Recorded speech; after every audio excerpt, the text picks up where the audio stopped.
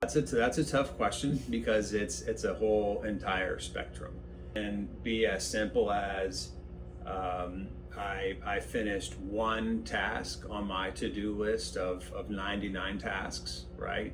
And or it can be as great as, coming off of one call, being asked to do a podcast, and then going on another call asking to speak on a panel, to then seeing a text message that someone said has me in a group chat with their investment advisor saying, please facilitate this $50,000 investment, thank you.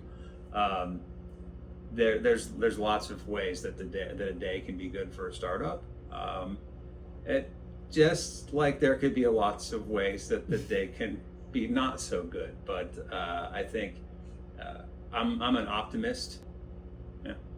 Yeah.